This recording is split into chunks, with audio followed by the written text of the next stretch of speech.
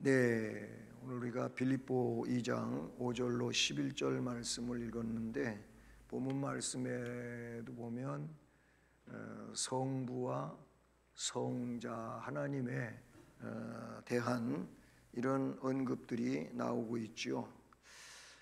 말씀에 그는 근본 하나님의 본체시나, 누가 그렇습니까? 바로 5절에서 그리스도 예수께서 하나님의 본체시다. 그리고 하나님과 동등하신 분이다. 그럼에도 불구하고 그 동등됨을 그대로 취하려 하지 아니하시고 자기를 비워서 종의 형체, 인간의 몸을 입고 이 땅 위에 사람처럼 되셔서 오셨다. 죽기까지 우리의 구속을 위하여 복종하셨고 십자가에 죽으셨다. 이러므로 하나님이 그를 지극히 높여 모든 사람들이 그 무릎 앞에, 그 앞에, 발 앞에 무릎을 꿇게 하셨다.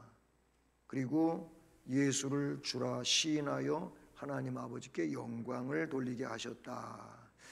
결국 성부와 성자에 관한 말씀이 본문에 나타나고 있지요.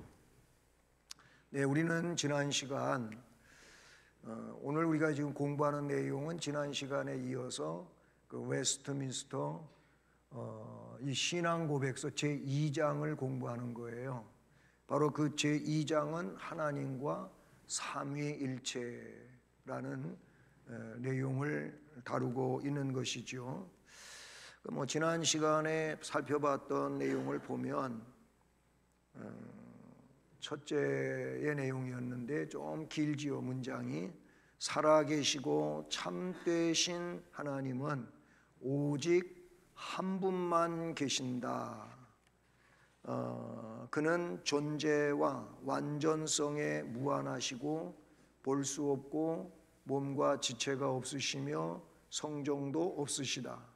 그리고 그는 변치 않으시고 광대하시고 영원하시고 헤아릴 수 없으시고 전능하시고 지극히 지혜로우시며 가장 거룩하시고 가장 자유로우시고 가장 절대적이시다. 하나님께서는 모든 일을 자신의 변함없으시고 가장 의로운 뜻의 계획을 따라 행하시되 자신의 영광을 위하여 하신다. 그는 가장 사랑이 많으시고 은혜로우시며 긍휼이 많으시고 오래 참으시며 인자와 진실이 많으시고 죄과와 죄를 용서하시고 자기를 부지런히 찾는 자들에게는 상 주시는 이시다. 동시에 그의 심판은 가장 공의롭고 무서우며 모든 죄를 미워하시고 결단코 면죄하지 않으시는 분이시다.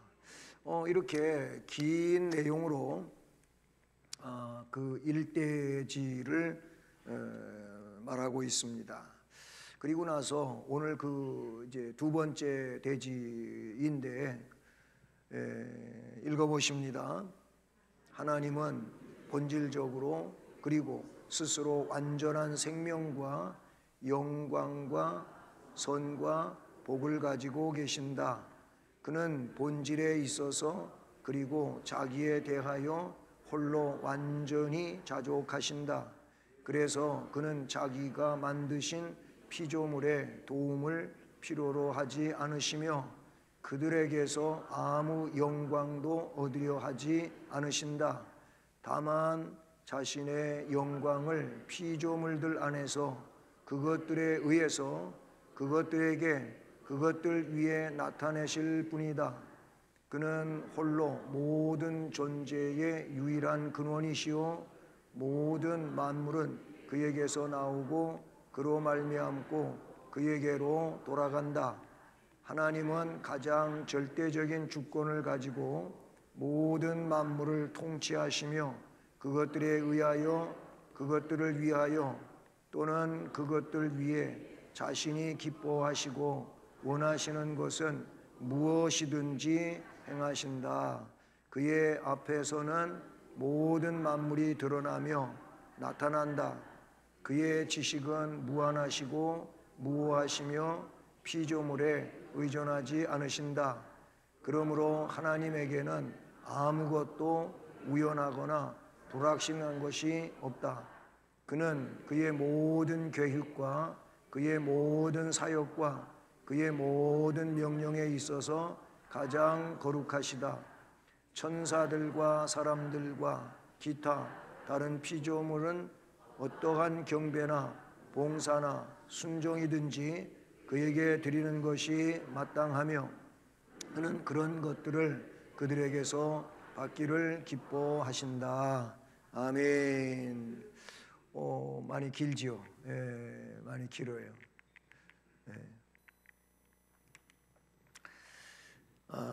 읽은 내용을 두 번째 대지의 긴 내용인데 한번 부분을 살펴보도록 하겠습니다. 하나님은 본질적으로 그리고 스스로 완전한 생명을 가지고 계셔요. 생명. 이 생명을 가지고 계신데 요한복음 5장 26절 말씀은 아버지께서 자기 속에 생명이 있음같이 아들에게도 생명을 주어, 아버지도 생명이시고 아들에게도 생명을 주어서 바로 그 생명이 그 속에 있게 하셨다. 요한복음 5장 26절이에요. 그래서 예수님은 생명이십니다. 이 생명은 일시적인 게 아니고 영원한 생명이지요. 하나님에게, 우리 주님에게 영원한 생명이 있어요. 그리고 영광이셔요. 사도행전 7장 2절 말씀을 보면 거기 스데반 집사가 증언하는 내용인데, 스데반이 이르되 여러분 부형들이여 들으소서. 우리 조상 아브라함이 하란에 있기 전 메소보다미아에 있을 때에 영광의 하나님이 그에게 보여, 즉 하나님이 아브라함에게 자신의 영광을 보이셨다라는 겁니다. 하나님은 영광의 하나님입니다. 그래서 성경에 그 하나님께 바로 이 영광이 세세 무궁하도록 있을지어다 그랬어요. 하나님은 생명과 영광뿐만이 아니라 선도 가지고 계셔. 선하신 하나님이에요. 우리가 하나님의 속성을 이야기하면서 인간과 이렇게 이제 대조를 하면서 하나님에게만 있는 속성을 비공유적 속성이라 그래요. 하나님만 가지고 있는 거예요. 바로 이런 부분들이 그런 거죠. 그리고 공유적인 속성들이 있어요. 물론 공유적인 속성이라고 해가지고 하나님에게 있는 속성과 우리에게도 그 속성이 있긴 한데 똑같지는 않아요. 하나님의 속성은 완전한 것이지만 우리는 불완전한 거다. 이를테면 사랑에 대하여 보면 하나님은 사랑의 하나님이시라 그랬고 우리도 사랑할 줄 알아요. 근데 하나님의 사랑은 완전한 사랑이지만 우리의 사랑은 완전한 사랑이 못 돼요. 부부간에 부부가 되기 전에 교제의 기간이 있고 이런 교제의 기간 속에 완전한 사랑을 추구하고 온전한 사랑을 한다고 하지만 그냥 손가락 걸기도 하고 맹세를 하기도 하고 막 이러면서 사랑한다고 하지요. 그런데 그 사랑은 시간에 따라서 환경에 따라서 바뀌지요. 바뀌어요. 정말 나를 끝까지 사랑해 줄 것 같은 그 사람이 나중에 바뀌잖아요. 그때는 내가 눈이 삐어서 그랬다고 그러거나 그런 일들이 세상에 많이 흔한 일들이에요. 그때 내가 뭘 잘못 봐서 그랬다든지 막 이런 식이에요. 그 뭐예요? 사랑이 완전하지 않은 거예요. 우리의 인간에게는 완전한 사랑이라고 하는 게 이게 있을 수가 없어요. 하나님의 사랑은 완전한 사랑이에요. 그러니까 공유적인 것과 비공유적인 이런 내용들을 나눌 수 있는데 앞에서 말한 생명, 이 영광, 선 이런 것들은 정말로 하나님만 가지고 계신 내용이에요. 시편 119편 68절을 보면 따라서 합니다. 주는 선하사 선을 행하시오니 주의 율례들로 나를 가르치소서. 아멘. 거기에 보면 주는 선하시다 그랬어요. 선을 행하시오니. 하나님은 악을 행하시는 분이 아니에요. 인간이 악을 만들었어요. 사탄에 의하여 미혹에 넘어가 악을 만들게 되고 그 악의 영향은 꼬리에 꼬리를 물고 더 커져가고 그래서 사람들은 요 마음 속에 악의 근원과 같은 욕심이 있어요. 욕심.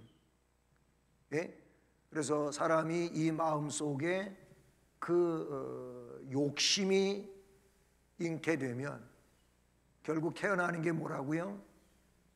죄가 태어난다고 그랬어요. 욕심이 잉태하면은 죄를 낳고 낳아진 이 죄는 어떻게 돼요?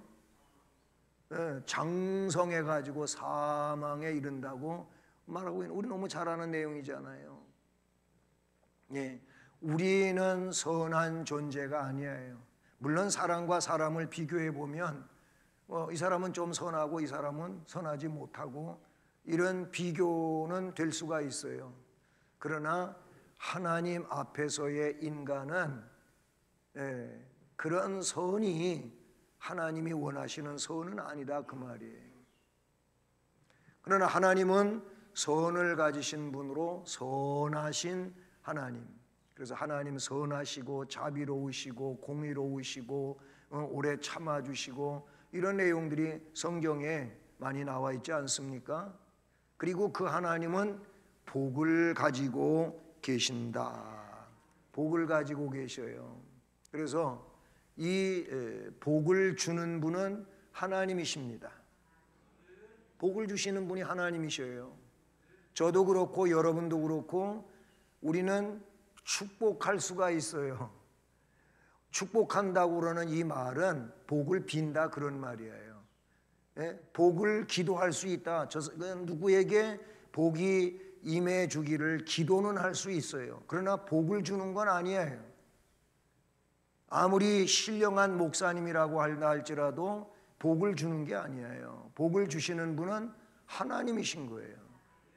여러분 꼭 기억하십시오. 그래서 하나님께 우리가 기도할 복을 주시옵소서 이게 맞는 것이지 하나님 축복해 주시옵소서 이건 아닌 거예요. 하나님은 복을 주시는 분, 복의 근원이셔요. 그러니까 복의 근원 되신 하나님이 창세기 12장에 아브라함을 불러내시잖아요. 갈대아 우르에서 불러내실 때 뭐라고 말씀하여? 너는 너의 본토와 친척과 아버지 집을 떠나서 내가 너한테 가라고 하는 곳으로 가라. 뭐 동쪽으로 가라, 서쪽으로 가라, 북쪽으로 가라 방향도 안 가르쳐주고 그냥 내가 너한테 가라고 하는 곳으로 가라 그러셔요. 아브라함은 그런데 갔어요. 어떻게 해서 갔을까요? 이쪽으로 갈까요? 저쪽으로 갈까요? 물어봤을까요? 아브라함의 그 믿음이 훌륭한 점이 뭡니까? 그냥 말씀을 믿었고 그 다음에 하나님은 무슨 하나님? 나를 인도하시는 하나님으로 믿은 거예요. 그래서 하나님이 가라고 하니까 갔어요. 참 답답하지요. 뭐 어디로 가라 그러면 시원하겠는데 가라 그랬는데 갔다. 그게 뭘까요? 내가 가는 것이 하나님의 인도하심이라고 생각한 거예요. 그러니까 가다가 보니까 가나안 땅에 온 거예요. 하나님의 인도하심이다 그 말이에요. 여러분 이게 믿어지고 이게 인지가 되어지는 게 이게 참 귀중한 거라고 생각합니다. 어쨌든 그러면서 하나님 뭐라 그래요? 내가 너한테 복의 근원이 되게 해주겠다. 응? 아브라함이 누구를 뭐 이렇게 복을 줄 수 있거나 축복을 하거나 이게 아니에요. 거기 말씀에 보면 하나님이 가늠하시는 거예요. 아브라함을 사람들이 어떻게 대하느냐에 따라 가지고 복을 받기도 하고 복의 반대가 되는 저주를 받기도 해요. 분명히 창세기 12장에 이게 선포되고 있어요. 너를 축복하는 자에게는 내가 복을 주겠다. 너를 저주하는 자에게는 내가 저주하겠다. 이렇게 돼 있어요. 그러니까 아브라함이 복의 근원인 거예요. 하나님이 붙들고 계신 거예요. 얼마나 귀중한 인물입니까? 아브라함을 안 좋게 대하면 안 좋게 대하는 그가 하나님의 벌을 받아요. 이게 실제로 아브라함이 흉년에 의해 가지고 애굽 땅에 내려갔었잖아요.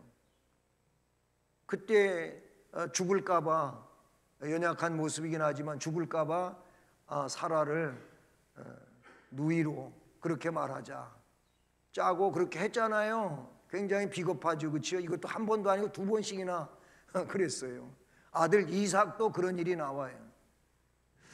인간이니까 어쩔 수 없겠죠. 어쨌든 그런데 하나님이 손 못 대게 하잖아요. 이 사례에 이게 손을 못 대게 그렇게 하잖아요. 그리고 하나님이 그에게 나타나 가지고 너 죽을래? 애들 말로 그러신 거예요. 그럼 왜 죽어야 합니까? 네가 데리고 온 이 여인이 내가 사랑하는 자라 이거예요. 아브라함의 아내고 내가 사랑하는 자라 그 말이에요. 너 이 여자한테 손댔다가는 내가 너 죽여버릴 거야. 그런 거를 알게 돼요. 그래가지고 깜짝 놀래가지고 아브라함한테 도로 돌려보내는데 그냥 돌려보내지 아니하고 많은 예물을 보따리 싸갖고 주면서 가요. 큰일 날 뻔했잖아요. 아브라함한테 잘못했다가 죽을 뻔했다니까.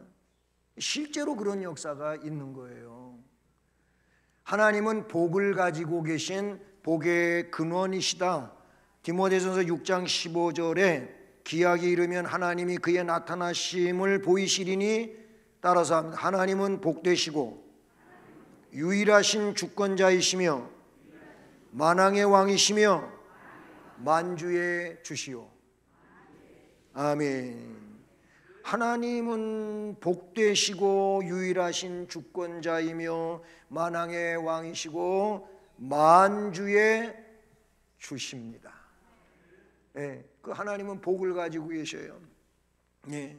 로마서 9장 5절도 모세에게 이르시되 내가 긍휼히 여길 자를 긍휼히 여기고 불쌍히 여길 자를 불쌍히 여기리라 하셨으니까 하나님은 주권자 그 자체이시다 하는 것을 이런 말씀들이 나타내 주고 계신 겁니다.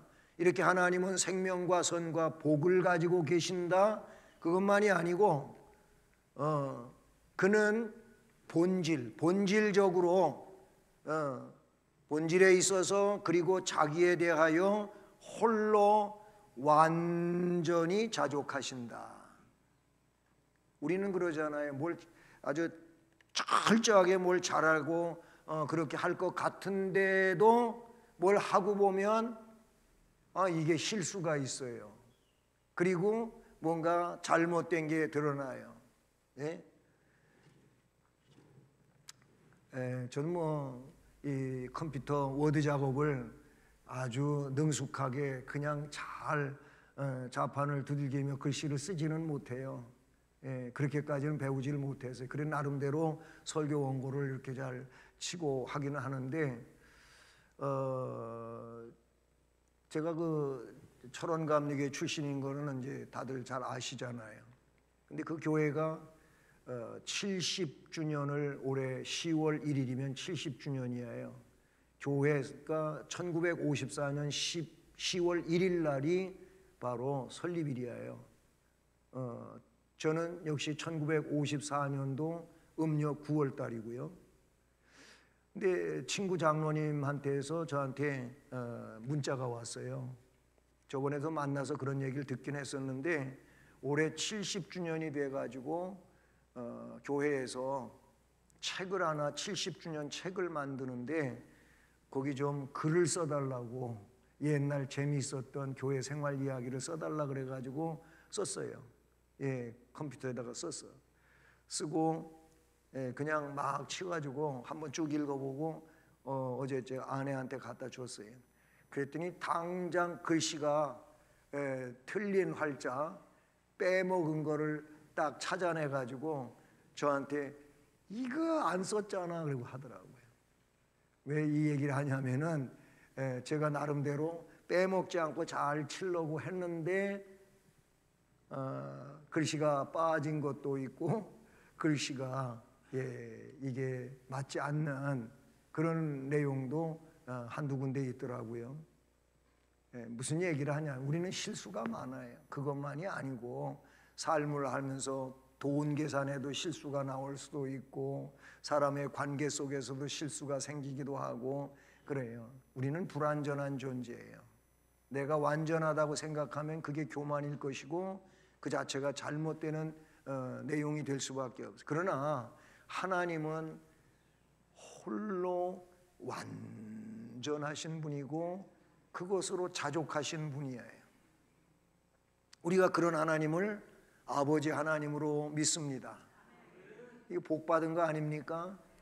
오전 예배에도 하나님을 아버지라고 부르라고 한 것이 이게 얼마나 대단한 거예요. 하나님이 나의 아버지시라니. 참 이거 뭐 정말 감동의 물결이 안 밀려올 수가 없는 거예요. 그래서 그 하나님은 자기가 만드신 피조물에 도움을 필요로 하지 않으셔요. 하나님을 내가 도와드리겠다고요? 어불성설입니다. 뭐 하나님을 우리가 어떻게 도와드립니까? 하나님은 스스로 하나님의 일을 이루어 가셔요. 인간의 도움을 하나님이 필요로 하지 않으셔요. 사도행전 17장에 그런 말씀이 나와요. 그들에게서 아무 영광도 얻으려 하지 않으셔요. 이 부분을 또 들으면 하나님이 영광 받으시는 하나님인데 왜 영광을 얻으려고 하지 않으신다고? 뒤에 그 내용이 나와요. 뒤에 나와. 아까 다 읽어봤잖아요. 보세요. 다만 자신의 영광을, 하나님은 영광의 존재잖아요. 앞에 영광에 대한 이야기도 있었잖아요. 다만 자신의 영광을 그 피조물들 안에서 또 그것들에 의해서 그것들에게 그것들 위에 나타내실 뿐이다. 하나님의 영광을 피조물들 안에 피조물들에게 다 드러내시는 거예요. 하나님은 영광의 하나님이십니다. 그는 홀로 모든 존재의 유일한 근원이 되시고 모든 만물은 그에게서 나왔어요. 그로 말미암고 그에게로 돌아가요. 로마서 말씀, 로마서 11장 이 말씀을 보시면 이렇습니다. 따라서 해보십니다. 이는 만물이 주에게서 나오고 주로 말미암고 주에게로 돌아감이라. 아멘. 그래서 그에게 영광이 세세에 있을지어다. 하나님은 그런 하나님이신 겁니다. 네. 하나님은 가장 절대적인 주권을 가지고 모든 만물을 통치하셔요. 통치자는 하나님이셔요. 바로 그것들에 의하여, 그것들을 위하여 또는 그것들 위에 자신이 기뻐하시고 원하시는 것은 무엇이든지 행하시는 하나님이신 줄로 믿습니다. 계시록 4장 11절을 보면 우리 주 하나님이여 영광과 존귀와 권능을 받으시는 것이 합당하오니, 따라서 합니다. 주께서 만물을 지으신지라 만물이 주의 뜻대로 있었고 또 지으심을 받았나이다. 또 지으심을 받았나이다. 아멘. 주께서 만물을 지으셨고 만물이 주의 뜻대로 생겨났고 지으심을 받게 된 줄로 믿습니다. 디모데전서 6장 15절도 기약이 이르면 하나님이 그의 나타나심을 보이시리니 하나님은 복되시고 유일하신 주권자이시며 만왕의 왕이시며 만주의 주가 되신다라는 겁니다. 그뿐만 아니에요. 그의 앞에서는 모든 만물이 드러나요. 또 나타나게 되어 있어요.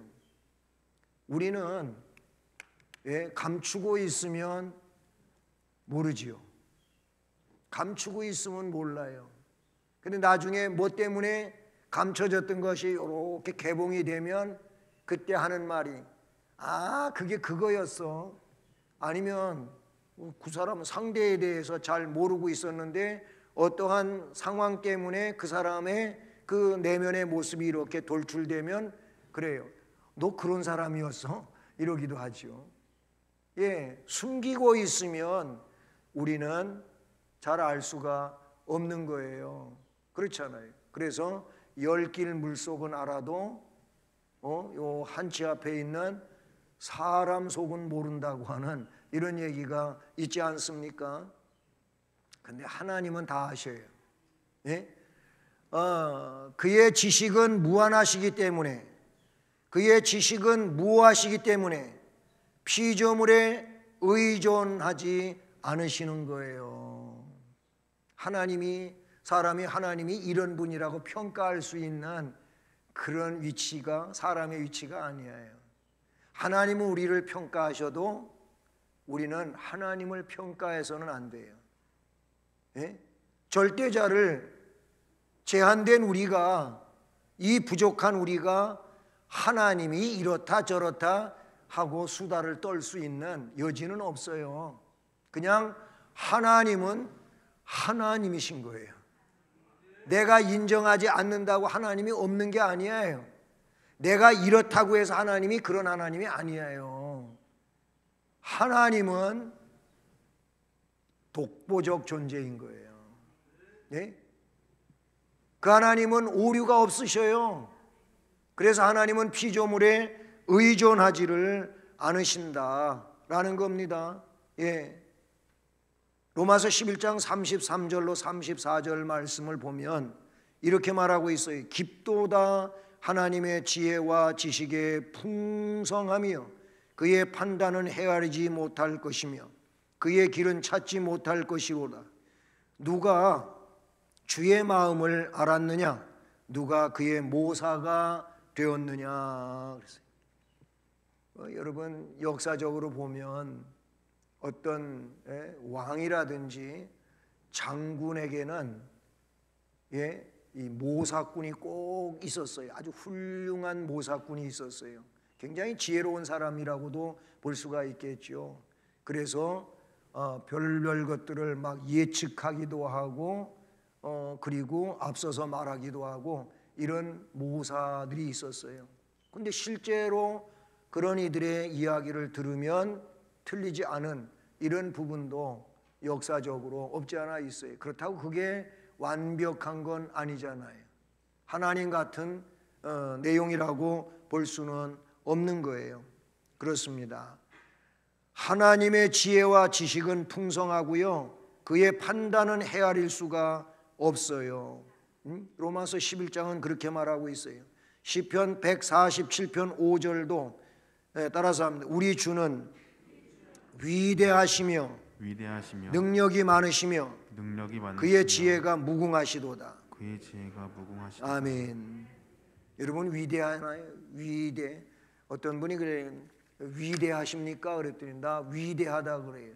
어떤 면에서 위대하냐 그랬더니 내 위가 크잖아. 그랬다는 거예요. 굉장히 웃기는 얘기죠. 자기 밥을 많이 먹어서 위가 늘어나가고 위가 크다고 그래서 위대, 그런 위대는 아니고 못할 일이 없는 그 상황을 이야기하는 거예요. 하나님 위대하셔요. 느헤미야 8장 6절에 대한 말씀을 제가 그랬잖아요. 위하여가 거기 나온다고. 위하여.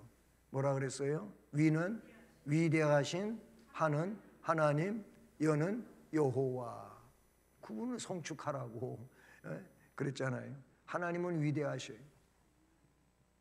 하나님은 전능하셔요. 하나님은 못하실 일이 없어요. 우리가 그 하나님을 아버지로 섬기는 줄로 믿습니다. 그러므로 피조물에 의존하지 않으시는 하나님이니까 하나님에게는 아무것도 우연이라고 하는 것은 없어요.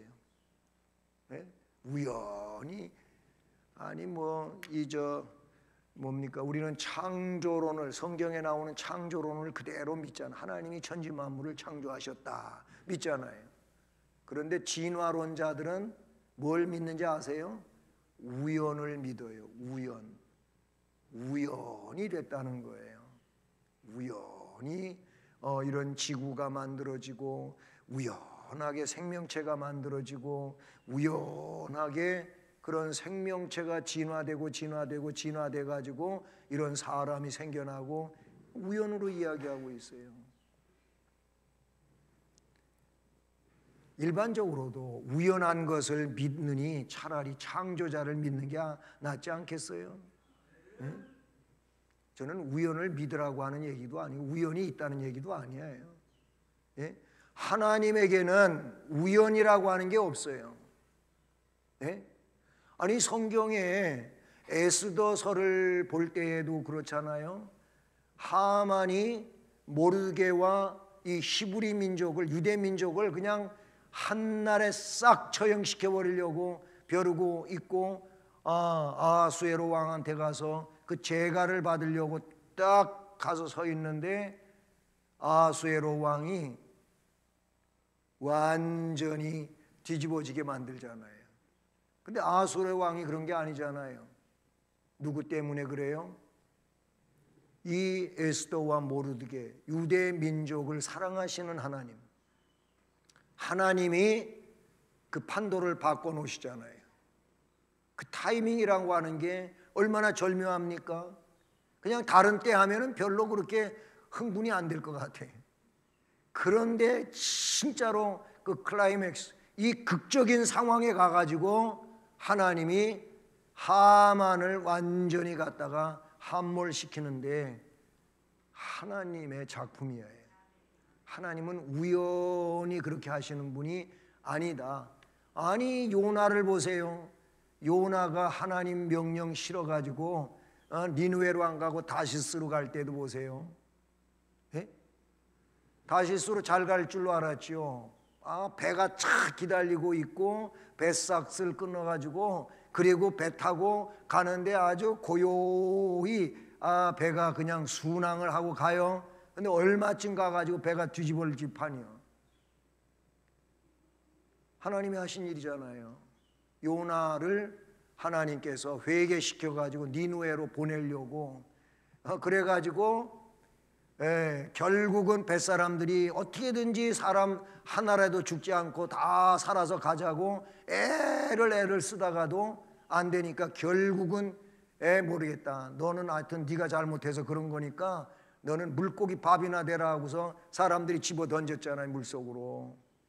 그런데 하나님이 우연이 아니고 하나님이 큰 물고기, 성경에 큰 물고기로 나오는데 사람들이 뭐 큰 물고기 하면 고래밖에 없으니까, 고래가 얼마나 커요? 막 그냥 20m 막 이런 고래도 있고 그러잖아요. 고래가 덥석 먹었다고 사람들은 그랬는데 그냥 성경에는 큰 물고기요, 큰 물고기. 큰 물고기가 먹어버렸어요. 그러면 먹었으면 물고기 뱃속에 들어가면 소화가 돼야 맞잖아요. 그렇잖아요. 그 고기도 소화액이 있을 거고 막 그럴 거 아니겠어요. 이게 자연은 그런 거예요. 상식은 그런 거예요. 그런데 거기서 암실이고 기도실이야. 암흑과 같은 기도실이야. 거기서 이제 죽게 생겼잖아요. 그러니까 요나가 어떻게 했겠어요? 여러분 죽기 살기로 기도하면은 가만히 그래갖고 기도하는 사람 아무도 없어. 죽기 살기로 기도하는 사람은요, 막 그냥 주먹질도 하고 발길질도 하고 대굴대굴 구르기도 하고 이렇게 기도하는 거예요. 저도 그렇게 기도해 본 적이 있었어요. 성령의 은혜가 나에게 뜨겁게 임하면 견딜 수가 없어서 바닥을 굴러가기도 하고 뭐 그렇게 해요. 너무 기쁘고 감사가 넘치면은 찬송을 하는데도 이렇게 얌전히 안 해. 막 그냥 이게 그냥 난리가 나는 거예요. 그냥. 안 그럽니까? 요즘에 성령님은 너무 얌전하신 것 같아요. 우리 찬양할 때도 보면 너무 얌전하신데, 여러분 기쁘면 얌전히 우선이 아니야. 표현이 극적인 거예요. 극적인 거. 얘기가 다른 말, 요나가 그 물고기 뱃속에서 그렇게 몸부림을 치며 기도를 하는데 이게 사흘이요. 사흘이요. 정말 죽을 지경에 가면 사흘만이 아니라 그 이상도 할 수 있지 않겠습니까? 여러분 죽을 지경이 안 되니까 그렇게 안 하시는 거예요. 극단에 이르게 되면 그렇게 한다는 거예요. 누구나.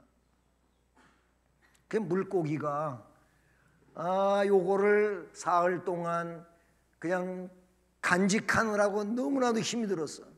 아이고 내가 못 먹을 거 먹어갖고 고통스럽다고 그래가지고 니누에로 가는 바닷가에다 갔다가 토해버렸어요. 여러분 얼마나 극적입니까? 우연입니까? 물고기가 덥석 물에 던져진 거 가서 이 웬 떡이냐고 그냥 무는 게 이게 우연입니까? 하나님이 다 아신 일이에요. 믿으셔야 돼요. 하나님은 우연이 없어요. 동시에 불확실한 것도 없어요. 예? 사도행전 15장 18절 말씀, 예로부터 이것을 알게 하시는 주의 말씀이라 함과 같으니라. 에스겔 11장 5절, 여호와의 영이 내게 임하여 이르시되 너는 말하기를 여호와의 말씀에 이스라엘 족속아 너희가 이렇게 말하였도다. 너희 마음에서 일어나는 것을 내가 다 아노라. 내가 마음속에 생각하는 이 모든 것들을 하나님 다 아셔. 그러니까 나한테 조금 해코지 한다고 미워하지 마세요. 여러분 그런 분들이 우리가 인생 살다가 보면 있을 수 있어요. 좀 기분 나쁘게도 하고 내 스트레스 받게도 하고 그런 사람들이 있는데 그런 사람이 살다 보면 없는 사람이 어디가 있겠어요. 그러면 뭐 천사계? 다 있어요. 어때든 가까운 때에는 아내가 그럴 수도 있고 남편이 그럴 수도 있고 아니면 부모님이 그럴 수도 있고 자식이 그럴 수도 있고 그래요. 그래가지고 미운 생각을 가져. 그래가지고 그냥 그 생각만 가지고 거기서 끝나면 좋은데 요게 또 생각이 진행이 돼가지고 에따 갖다 골탕이나 먹어라 뭐 이런 식이요. 그러지 마세요. 하나님 다 아시고 하나님이 그래 너나 골탕 먹어라. 너 왜 그런 마음 갖고 사냐고. 하나님은 다 아셔. 에스겔서 11장 5절이 말씀해 주는 거예요. 내가 네 마음속에서 일어나는 거 다 알고 있다 그랬어요. 그는 그의 모든 계획과 그의 모든 사역과 그의 모든 명령에 있어서 가장 거룩하시다. 아멘. 지금 그러신 분이에요. 천사들, 사람들, 기타 다른 피조물은 어떠한 경배나 봉사나 순종이든지 그에게 드리는 것이 마땅해요. 우리 마찬가지예요. 우리도 그렇지만 천사도 마찬가지예요. 왜? 하나님의 다 지으심을 받은 존재이기 때문에 그래요. 그는 그런 것들을 그들에게서 받기를 기뻐하신다.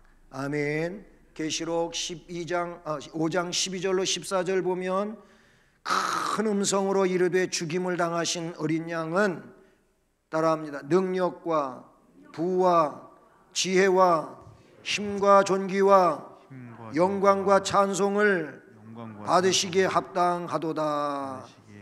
아멘. 그래요. 그 하나님 또는 어린 양은 능력과 부와 지혜와 힘과 존귀와 영광과 찬송을 받으시기에 합당하시다고 선포되어지는 것을 볼 수가 있어요. 그리고 나서 14절에 이 선포에 따라서 피조물들이 보좌에 앉으시니와 어린 양에게 찬송과 존귀와 영광과 권능을 세세토록 돌릴지어다 하니까 네 생물이 이르되 아멘 하고 장로들은 엎드려 경배하더라. 아멘. 이게 두 번째였고, 세 번째 마지막 단락이에요. 2장 삼위일체에 대한 마지막 단락인데 읽어보십니다. 본질과 능력과 영원성에 있어서 동일하신 삼위가 단일한 신격 위에 있으니 성부 하나님과 성자 하나님과 성령 하나님이시다. 아멘. 자, 여기서 본질 그리고 능력, 영원성에 있어서 삼위 하나님은 어떻다고요? 동일하시다는 거예요. 동일하셔요. 아까 빌립보서의 말씀이 그렇게 잘 나타내주고 있잖아요. 예수 그리스도의 마음을 품으라고 했고, 예수 그리스도의 그 마음은 어떤 겁니까? 우리를 구원하기 위하여 하나님과 동등하신 분이에요. 하나님이셔요. 하나님 본체시라고도 표현됐어요. 그러나 동등할 것으로 여기지 않고 사람의 몸을 입고 종으로 이 땅에 오셨다. 동일하신 하나님. 뭐에? 본질, 능력, 영원성에 있어서 동일하신 성부, 성자, 성령 삼위가 단일한 신격에 있으니, 자, 여기서 요한일서 5장 7절은 증언하는 이가 셋이니 이렇게 말하고 있어요. 그게 누구라고요? 성부와 성자와 성령 삼위예요. 마태복음 3장 16절로 17절은 지난번에 본문으로 읽었던 예수님 세례 받으시는 그 요단강의 사건입니다. 거기에 보면 성자 예수는 세례 요한에게 요단강 물속에서 세례를 받고, 그리고 세례를 받을 때 성령 하나님이 비둘기같이 임하시고 하늘의 성부의 음성이 들려오기를 이는 내 사랑하는 아들이요 나의 기뻐하는 자니라 하고, 성부의 음성과 성령이 비둘기같이 오심과 성자 예수 그리스도가 세례를 받으시는 삼위 하나님, 마태복음 3장 16절로 17절에, 마태복음 28장 19절에서 예수님이 승천하시기 직전에 주신 말씀이지요. 뭐라고 주셨어요? 너희는 가서 모든 족속으로 제자를 삼아 아버지와 아들과 성령의 이름으로 뭐해요? 세례를 베풀어라. 그렇게 말씀하셨어요. 고린도후서 13장 13절은 축도의 원형이라고 할 수 있는데, 거기 말씀에 주 예수 그리스도의 은혜와 그 다음에 하나님의 사랑, 즉 아버지의 사랑과 성령의 교통하심이 너희 무리와 함께 있을지어다. 이렇게 성자와 성부, 성령에 대하여 언급하고 있는 걸 보게 되는 것이죠. 성부 하나님, 성자 하나님, 성령 하나님은 삼위에 동등하신 그런 삼위 하나님이시다라는 겁니다. 자, 요게 마지막인데요. 요거는 이제 조직신학에 있는 그대로 표현한 겁니다. 성부는 아무에게서도 나시거나 나오지 않으십니다. 그러니까 뭐예요? 홀로 영원부터 영원까지 계시는 분이에요. 성부 하나님. 그런데 성자에 대하여 조직신학에서는 이렇게 표현해요. 성자는 성부에게서 영원히 나셨고, 이런 표현을 써요. 이건 요한복음 1장 14절과 18절이 설명해 주고 있다고 봐요. 말씀이 육신이 되어 우리 가운데 거하심에 우리가 그의 영광을 보니 아버지의 독생자의 영광이요 은혜와 진리가 충만하더라. 본래 하나님을 본 사람이 없으되 아버지 품속에 있는 독생하신 하나님이 나타내셨느니라 라고 말씀하고 있어요. 자, 이렇게 성부는 아무에게서도 나시거나 나오지 않으시고 성자는 성부에게서 영원히 나셨고, 그 다음에 성령은 성부와 성자로부터 영원히 나오신다. 여기서 중요한 얘기는 뭐 나셨다 나오신다 이게 중요한 게 아니고 뭐가 중요하냐면 영원이라고 하는 거예요. 예? 앞에 성령에 대해서도 성자는 성부에게서 영원히 나셨고 성령은 성부와 성자로부터 영원히 나오신다. 여기서 영원이라고 하는 것은 성부와 성자와 성령에게 공존된 이 내용이라는 사실이죠. 요한복음 15장 25절에 그 내용은 지나가고 갈라디아 4장 6절 말씀을 보면 너희가 아들임으로 하나님이 그 아들의 영을 우리 마음 가운데 보내사 아빠 아버지라 부르게 하셨느니라. 아멘. 그러니까 성부는 성자를 보내시고, 성경을 보면 그렇게 나오지요. 또 성자께서 구속사업을 완성하시고 보좌 우편으로 가시면 성부와 성자가 성령을 보내시고, 이렇게 성경은 표현되고 있다는 사실이죠. 자, 이렇게 해서 웨스트민스터 신앙 고백서 제2장 하나님과 삼위일체에 대한 공부를 마치게 된 것입니다. 그렇습니다. 우리는 성부와 성자와 성령 삼위 하나님을 전능자로 또 영원한 심판자로 그렇게 믿고 하나님 백성으로 살아가는 자들인 것입니다. 그러므로 하나님 백성답게 그 하나님이 명하시고 우리에게 또 요구하고 계시는 이런 일들에 대하여 온전히 순종하며 하나님께 영광 돌리는 은혜자들로의 삶을 능력으로 살아갈 수 있기를 주님 이름으로 축복합니다. 기도하시겠습니다.